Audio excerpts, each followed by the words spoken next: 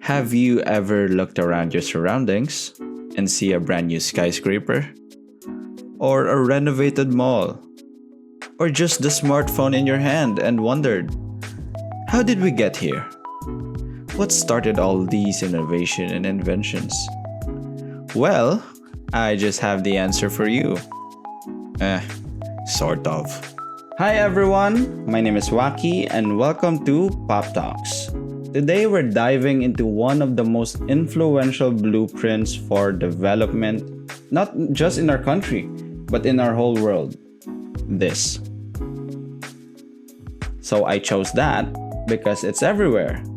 It's in our government slogans. It's in the way our cities are literally changing. And it helps us ask a critical question.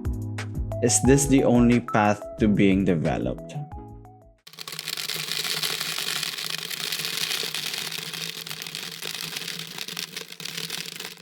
So, what is modernization theory? Well, in simple terms, it's the idea that all societies progress through similar linear stages of development. Think of it as a ladder, like this.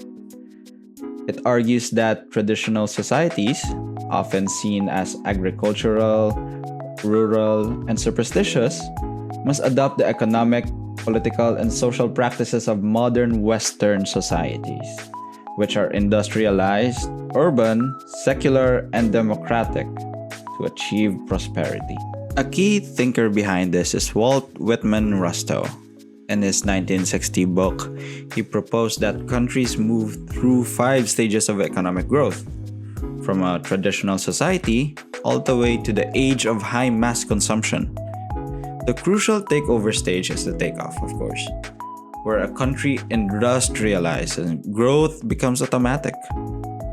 The core belief in this theory is that development is a universal process, and that with the right technology, investment, and cultural values, any country can become modern.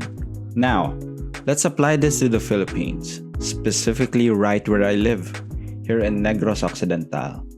A perfect example is the massive growth of the BPO, or call center industry.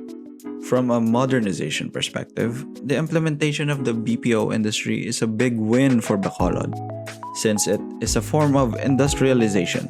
It brings in huge foreign investment, creates thousands of jobs and opportunities for educated English-speaking youth, and fuels the growth of urban centers like Bacolod.